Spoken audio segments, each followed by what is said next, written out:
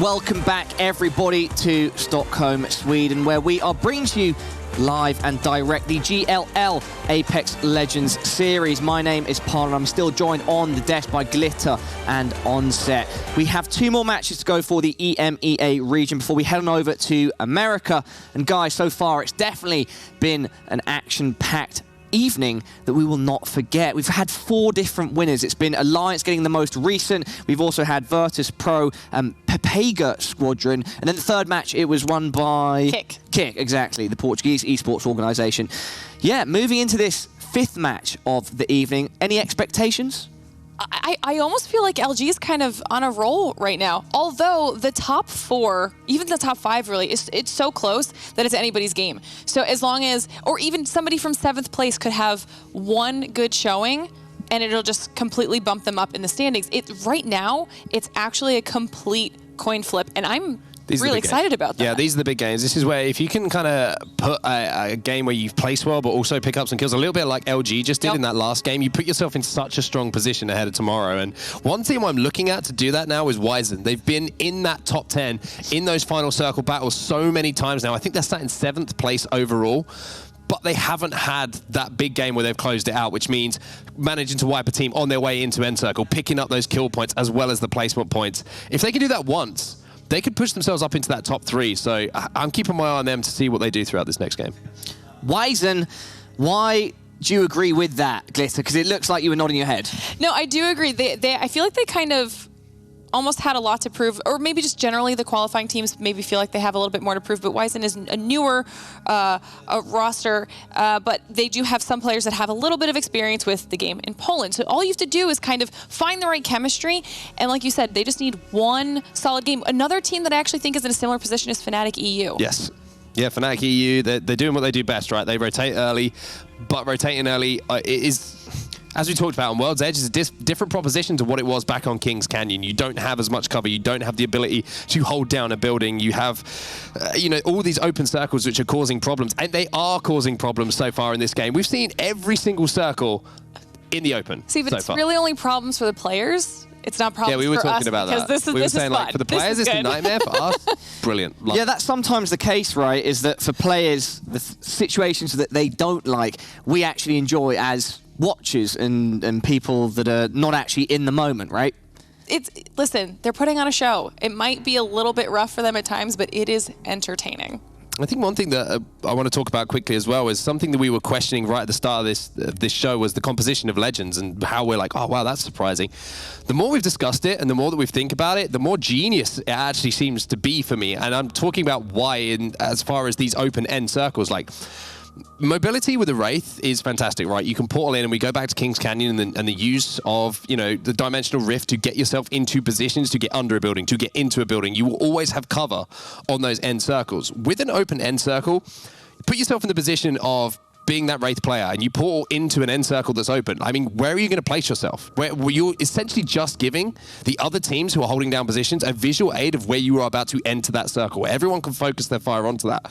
Yes, there's still plus sides to a Wraith. Don't get me wrong. There's obvious reasons that people are still using it, people selecting it, but I can also see why some teams and why some players now are thinking, let's think outside the box a little bit. Let's look at Caustic, who can control an open zone with those gas traps. Let's think about using a Gibby more, who can control those open zones with a dome. It's kind of that out of the box and forward thinking that the zones have pushed players to make that was, I think the more that I'm looking at it, the more I like it. Seeing this meta change from the teams. Indeed. Let's delve into that idea more later in the show, because for now our casters are ready. We have our 5th match of the day coming up shortly, so let's head on over to Dreadnought and Bravo. All right, thanks so much. Getting ready here for match number 5. And Dread, after 2 games, I don't think either of us would have said that, you know what, I think after 4 games, Kick Esports is going to be top of the table. Nothing really in the placing suggested that at that point. No, not at all. And I think if you were to look at the top standing just in general, I think Kick is a massive outlier to be leading the pack. Yeah. I think Luminosity, I think that was expected. 789 was clearly, you know, a hallmark name of the preseason invitational. Alliance, yes, they were good. Yes, with Virtus Pro, but I did not put them as those dominant ones when you consider teams like, I can't help but feel like the question mark of Na'Vi, right? Yeah. They were at a forefront of a majority of tournaments that they've ever partaken in, and now I believe placing 15th-ish. Right. Like, that is that is a night and day performance. And yes, there was a roster change, but and again, I don't know these players, and like maybe he was more of a leader than recognized. But I can't help but feel like losing just one adjustment in the roster is not that big of a setback for a group as skilled as them. It was PKMK that they had at Poland. Yeah, a second place for them. For them to be at 15th in the table, really surprising. And also, you got to think after 4 out of 6 games.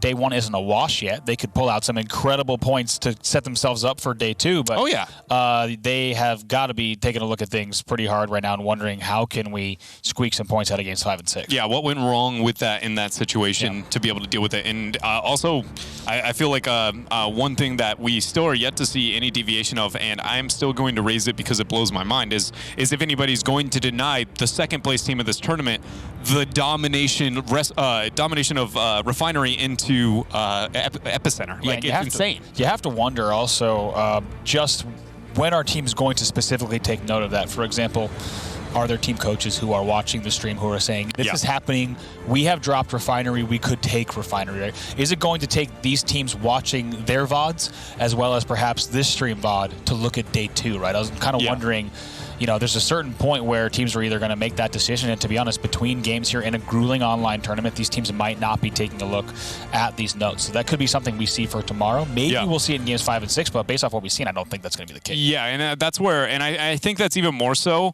based off of, if you remember bringing it back after we had our remake, because we had that one lobby kind of where a team messed up, we had the remake where we had the dropship direct Refinery hover. In my opinion, again, that was such a, if you're going to get this information and change it, that was the game to do it.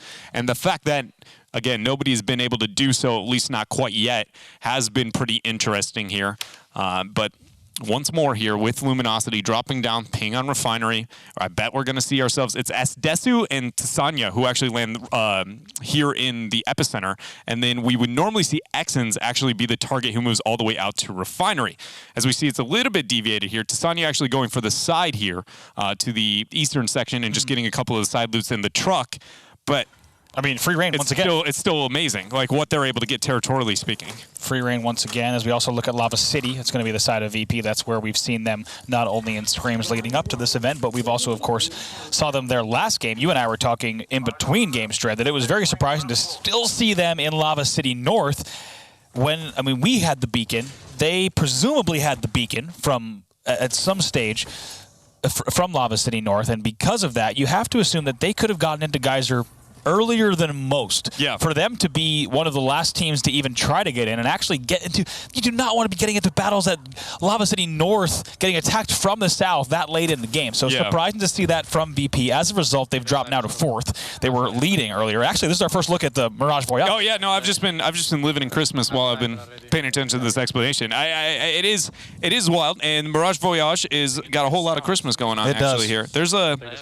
Is there a mistletoe? That's my one question. Whoa. It seems like Mirage would want a mistletoe. I'm just saying. He seems like a ladies' man, you know? He's got more than one mistletoe on this thing, without a doubt. I don't want to know where they're hiding.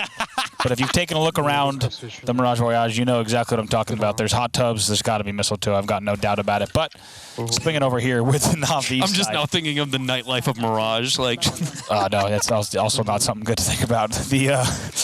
Now take a look at Na'Vi. They're back in Capital City. Once again, also where we saw them dropping in scrims leading up to this event. Now taking a look at Kick all the way down here at Dome. And so far, I believe we've seen them uncontested at Dome as well. And something has to be talked about now because it's more than one of us doing it. It's more than a couple. The devotion is, I'd be at least willing to say here for Europe, a bit of a staple. Something that they're willing to keep around a little bit higher than at least what we've seen in the past. Right. I think understandably so. With all the weapon changes that have come to a lot of the close and mid-range weapons, the devotion's been nearly untouched. And for a majority of it, it's always been the, I mean, if you get a turbocharger, the thing's nutty. And so I think it's only been scaling upward, not because of its own bust, but merely, you know, relative to the remainder of the pack, it's been moving upward. Absolutely, especially what we just saw. You think about what happened to 301s, right? You think about now Alternators, let's not even talk about what happened in that one. Right, we haven't even talked about what the alt looks like, or I should say doesn't look like, because you're never going to see it now. Essentially, in this season, very rare you'll see an alt outside of the earliest stages of the game, but here it is now with Yurza on the side of Hot Drops, who is bringing it into the battle and bringing glory back to the alternator there with the 2x on it. Yeah, I used to make the joke before we got Disruptor rounds of the alternator is aptly named because you're just looking to alternate it as fast as you can, right? Like it was the 301 attachment holder more than it was anything. Or the 99, yeah. And then the Disruptor rounds came out, and clearly that was not the case. Now it's priority number 1, maybe above any other weapon in the game. And then clearly post-Disruptor, she's back to the old alternator. But the guys on Hot Drops are not letting it die. They're bringing it into battles. But taking a look at that, we just saw a glimpse at where this circle is going to be pulling, and it is going to be the northeastern side, and certainly the most northeastern that we've seen, pulling into Epicenter Refinery, which we now affectionately call Luminosity Land, because they own everything, and people are going to have to pay if they want to get in there. But keep in mind, not only is it such a large area that they own, but because it is so large, they're essentially going to have to decide where they want to hold up. They've got so much real estate that they got to pick which one they want to set up shop in. Yeah, it's one of those, you only own as much territory as you can defend. And they're trying to figure out how much of this can we actually defend at this point in time.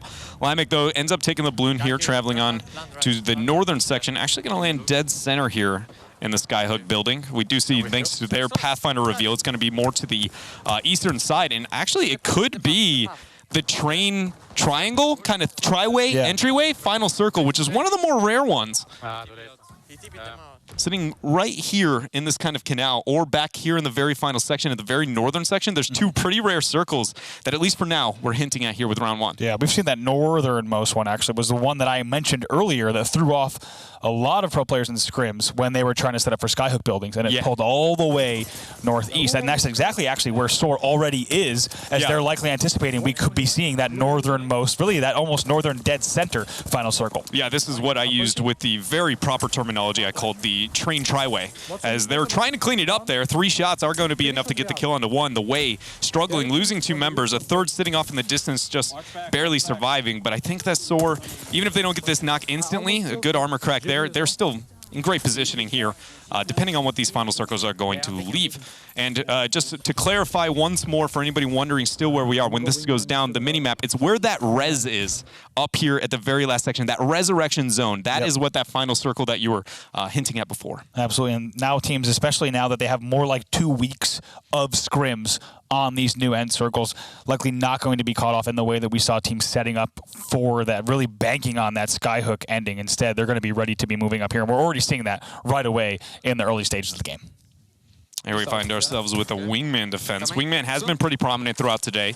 I'd be willing to say we see as much, if not more, devotion than even that of the wingman. 99 Peacekeeper, obviously pretty prominent, but the one weapon I was a hype fanboy for, but I'm surprised at how much we do see, is the Scout. It is almost the primary mid to long range weapon, even without the double tap. And for me, I thought it was with the parameter of the double tap, then Scout rises in priority colossally, but it seems like it's not. Scout is just always worth. Absolutely, that's what it seems to be. We also have heard that it's like the new 301, probably, I think is the best way to put it. And we've heard from North American players saying that they see it more in European scrims than maybe we see in North America. Now, keep in mind, as we saw from different posts, BCJ, of course, also sharing that different things happen when there is money on the line, so you have to wonder if we might see more Scout usage across both regions. That's something we're certainly, one of the many differences we're going to be looking for to compare with early matches today and also our NA matches. Oh, yeah. And, I can't help but feel like, well, if it's not going to be the Scout for North America, is that where the Hemlock slips in, right? Does it finally find its way with that triple burst and the buffs that it's seen? Because it's been always, it feels like,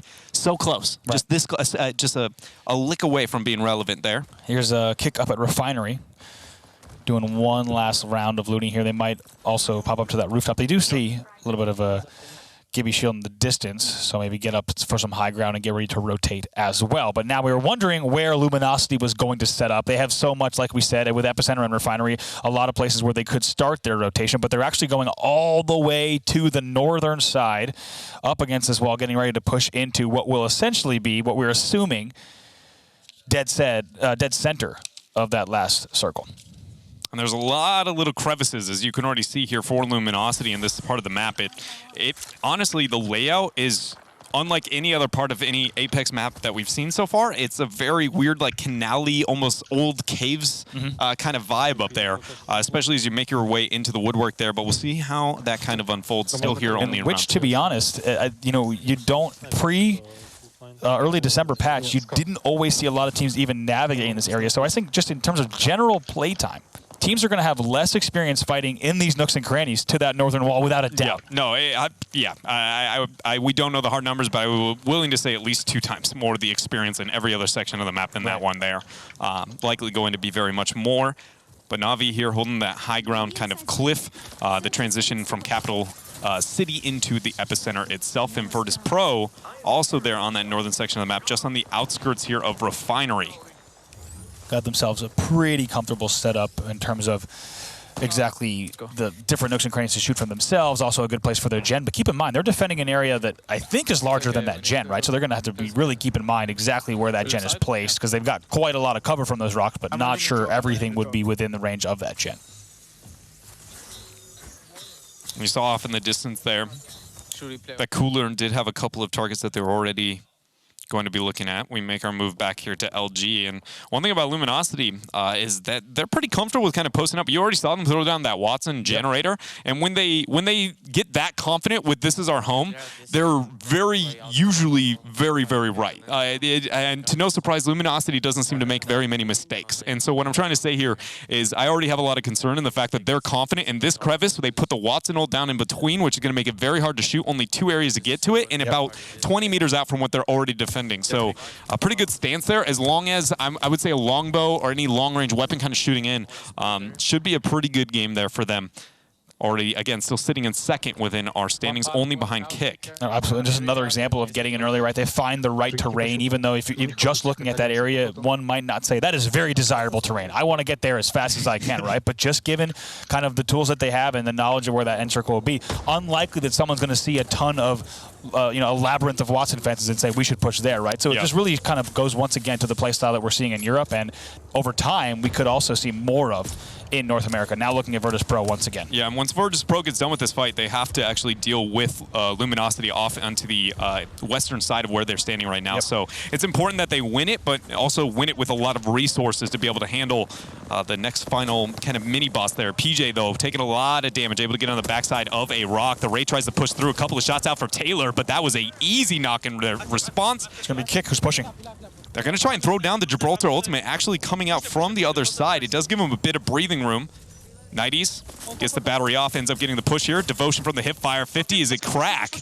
Matrix tries to get the push. You hear the calls coming through, but it's not confident. To one man already getting knocked. Good spray there. That's going to be VP get it down.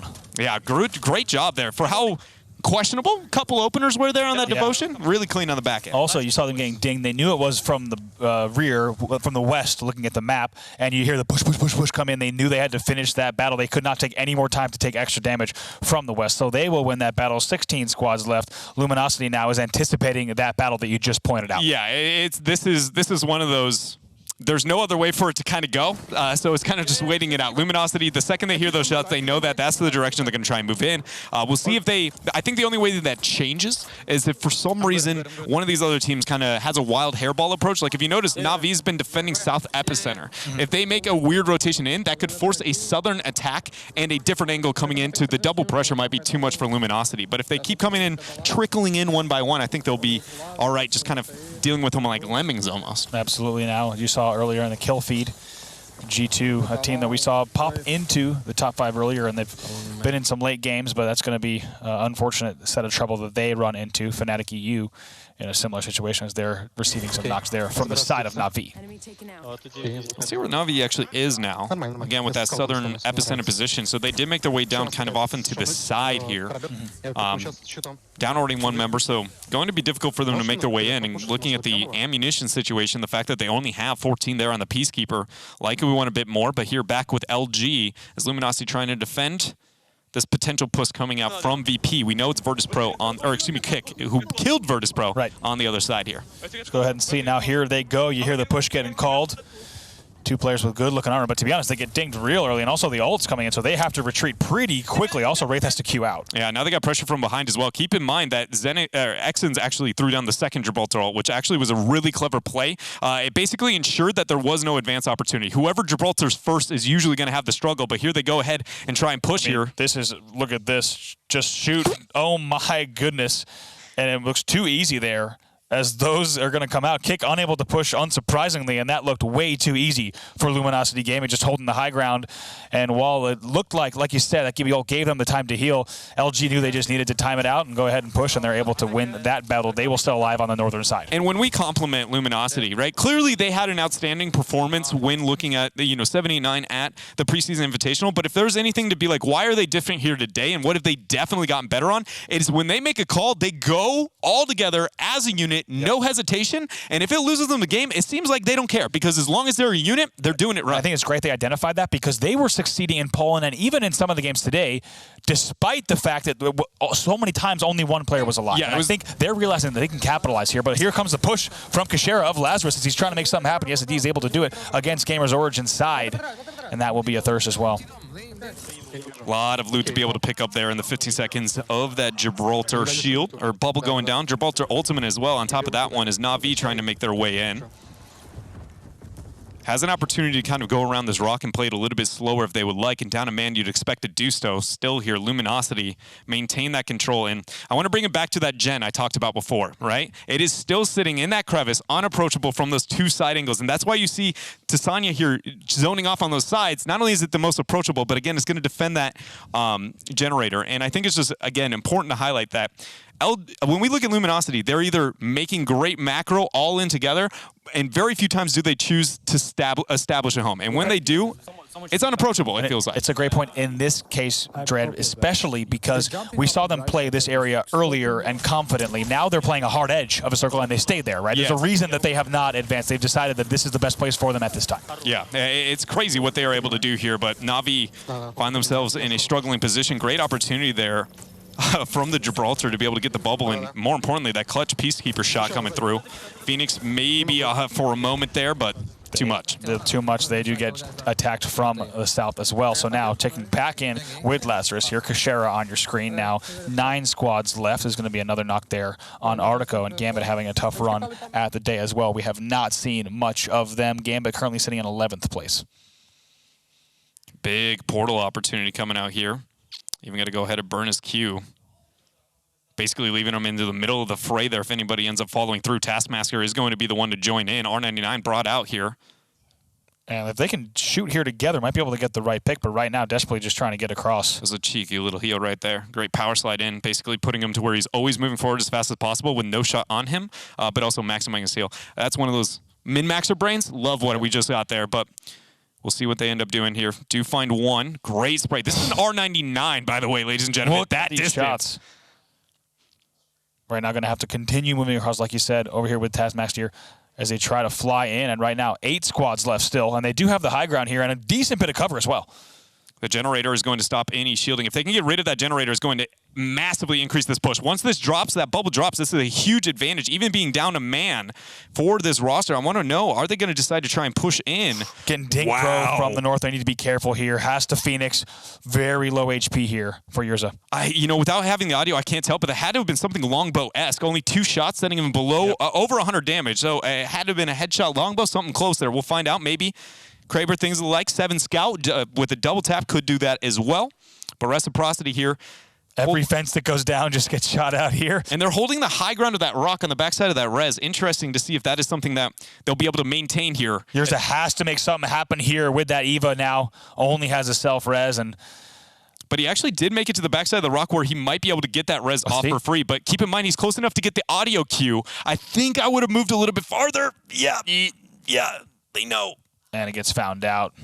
hope and a prayer there. It doesn't work out. But now checking out Soar, once again, they are already well inside this tunnel and presumably have been here for quite some time. Yes, they've got a lot to be able to deal with, though, in the fact that their rotation out is not necessarily going to be an easy one, and already Luminosity trying to make their way in here. Look at how insanely bold. Onset was talking about the problems of a Wraith, right, and when considering the new map, and that was a perfect example of that. Where does it leave you? In the middle of open territory and possibly set you back. Luminosity, though they've had a great early game, I can't help but feel like they're on the back foot now here, Bravo. They really are now, as we once again check on board with Wizen for just a moment, but Luminosity, some good wing shots coming out of Ksania. Forced to pop a bat as well. Has a few more in the back pocket, but now looking at Soar.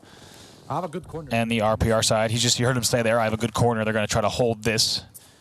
And needs to be careful because if that push does come in right now, definitely vulnerable to nades, but as long as they can team shoot and gatekeep, they'll continue to be sitting pretty. Reciprocity in this kind of cave area right around this rock, they can gatekeep also very easily here. Yeah, they're in a really good position. Lazarus, though, maybe not so optimal of a situation, as that's going to be a double knock. I don't think that we're going to see Cycle actually move through. Lazarus is out. And look at this. Luminosity has actually managed to make their way in. It hasn't been easy, though, as Tasanya taking a huge shot there. Nobody sitting with purple armor, but they got a lot closer than I thought they would, considering how well established most of these teams have been. They have scraped it out once again. Phoenix does hit, had me worried for a second. Yeah. And now Watson up just for a second. I'm going to wait to push again. It's a wing peacekeeper here for Ksania. So this is one of those moments where I feel like we're really going to see the core, who is Luminosity, because they have such a hard moment that I don't think any other team could push but them. And let's see, I'm curious, look, based on what we're seeing right here from Nash, I mean, Reciprocity EU knows that there is a team, at least one team, that is low there. This is also interesting for Reciprocity EU because do they turn the hard corner right, which is a tough battle, a blind battle, and they know that they're going to have pressure from the west and even from beneath that bridge area. You're right, though. Luminosity's go, no-go here is going to impact a lot of how that situation plays out. Yeah, and whether or not they give distraction and focus towards the other side and bringing back some of the thought process we talked about before when we have 3 teams in this kind of situation, even though, and granted, we do have 4, as I believe we have a straggler kind of hiding on the outskirts. But basically, it's those on the same elevation get distracted. If that's a true statement, that's LG fighting whoever's on the other side of that road. And I would say that means that Luminosity has no way out of this. And right now, here's the Wizen side. And we truly have, I mean, you essentially have a triangle of teams with a 4th team, Luminosity, just sitting right below the bridge. But the question is, each of them have different angles that they can play. Here comes the portal, though. And like you said, they're going to try to make this big move, but lots of damage being taken. And he doesn't even close the portal right away. He takes it all the way through, gets the knock, then closes it, and comes all the way back. It's only going to be trying to buy as much time as possible as Thor is defending up here with the bubble down. The circle comes through. Already going to sit very low. RPR actually keeps himself alive, gets inside the circle. Go ahead and drop that Peacekeeper. 1 left. 1 more shot is all it's going to take. It's a 2 versus 1. Can he do it here? No way. He's not going to be able to do so. And the team on the other side, which I'll be honest, I believe is Wizen. I believe so as well, ends up getting it. And they were down a member. And I mean, that is World's Edge in a nutshell. No, actually, Reciprocity EU, as they do hold that down, they had the easternmost ground there, as we saw. We were on board with them for a while as we saw them gatekeeping there. And I was actually going to wonder, how long do they hold that eastern side? Because you saw where that ring moving. Each team actually could have gate kept on their part of the triangle, right? You had Soar in the tunnel, and they could have held those hard edges. You had Wizen, who had the low ground, and a team would have had to come up and over to challenge them. And Reciprocity EU, we saw they had the Watson fences up, and they had enough ring that they could gatekeep their side as well. Soar, I want to say, bites too soon. In retrospect, throwing down that Gibby ult and trying to bring everyone into that.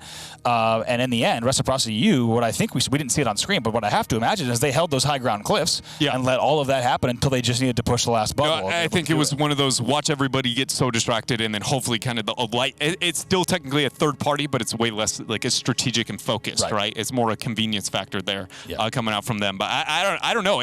Reciprocity had such good position. I like to see that being rewarded, right? But it was crazy, the fact that they were able to clutch it out after it looked really grim with that Luminosity push. But with that, we got to go ahead and bring here in the analyst desk, see if maybe they've got a bit more insight. Guys, what happened? How do we get it? How do they hold their own here still in that final circle? Thank you, Dread and Brother. And I think that is the golden question. Glitter, let's start with you. So we were watching as a group over there, and one of the biggest things was Rec got their spot super early. That's an end zone that we see a lot, at least in that area, and they were prepared for it. They got up there, and they They fenced everything off. They shot enough shots the entire time everyone else was kind of collapsing in on them to keep everyone off of them, and then let all the other teams third-party each other down until, you know, the final top 2. Yeah, reciprocity showed how important it is sometimes to rotate early. However, again, it was that battle of a team who were rotating early managed to get the high ground and the ideal spot when we had that closing circle. There's kind of a couple of circles that you see in that area, one right at the top of the tracks, one exactly obviously where it finished, and one slightly to the south of that. And they were in a perfect position from where they were to move to sort of any of those 3 end circles. The one team that potentially could have caused that upset there was Luminosity Gaming. Again, their ability to move in with the edge of circle, but also to 3P at the right time and to disengage when they realized that battle was not there to be won is so important. So they picked up kills again on their way. And just for a second, when we saw the Wraith portal in, I thought, no one on Reciprocity is watching this. And I was like, he's managed to get in. And even if he would have got back, and I thought, oh, they might be able to get res off, unfortunately, the circle was closing on them. But we thought for a second that they'd managed to time it again, time a third person at the perfect time to push in and get behind Reciprocity and take that spot off of them. That would have won them the game. Unfortunately, there was one person watching that portal who managed to get the down before they managed to all portal through and cause some havoc. Yeah, Glitter, it was early on in that match that you both realized whilst we were watching it that LG were repeating that aggression that we're starting to see from them and finding success. Yeah, and I think what's good about that, for them at least, is that they're putting themselves in positions where they're making very, very smart calls. They're pushing through teams when they need to, and they're successfully doing so. So they're actually racking up like a lot of points. Even if they're not getting first place and pulling down that win, they're still getting really high points for that second place, even third place finish, and they're killing so many more opponents than the other teams are that it's kind of balancing out and keeping them in a really, really nice spot overall on the leaderboard. Points, of course, are the name of the game, and let's get up the scoreboard from our 5th match of the day for EMEA. We know RecPack finished in 1st place, getting 12 placement points, and with 7 kills, they land the very comfortable 19 at the very top. Saw getting their highest placement yet in 2nd, and Lazarus also following suit in 3rd. LG with a good performance, netting 10 points. Same as Wizen. Anything else stand out to you? Wizen. Again, I'm going to talk about them because it's the same story every single game for them at the moment. They were one of those teams in consideration for potentially winning that game. Unfortunately for them, they found themselves a man down in that final battle between the 4 teams, but they were in a position again to contest, to pick up kills, and we're looking at those scores there. Only managing to pick up 3 kills in that position where, you know, you've got teams fighting in such a close quarter area. Usually you would expect to pick up a few more in those closing moments, and you can see what it means for them. They're overall here, after 5 matches, sat in 7th place. They still need that one game where they close it out because they'll fly up the table. LG showing that consistency pays off. 53 points total now. Just one ahead of RecPack, but in 1st place. 3rd place we have Kick, and it's interesting to see how this has developed over the course of today. We just have one more match, which will mark halfway through the entire tournament for EMEA. Who do you think is going to be at the top when it's all said and done at the end of day 1? At this point, it's actually a toss-up between Rec and Luminosity. Like, you saw that they're only separated by 1 point, and the point isn't even in kills. They're actually dead even in kills. It's just placement. Yeah, I think it's going to be between those 2 teams. I know it sounds like an obvious thing to say because they're both top of the leaderboard, but if you put that into the way that they're both playing the game and they're both executing, they're both consistently managing to win team fights as well, and that's why we're seeing so many kills on the board for them. You roll that all together along with the consistent placements, there's no way that, you know, either of those are going to struggle to finish in one of those top 2 spots, in my opinion. Unless they have an absolute stinker in this next game. Awesome. Well, thank you so much, guys, for your input and ideas. As always, my analysts to the left do believe that Luminosity and RecPack will be able to hold on to those 1st and 2nd spots. However, who knows? Let's find out after the break.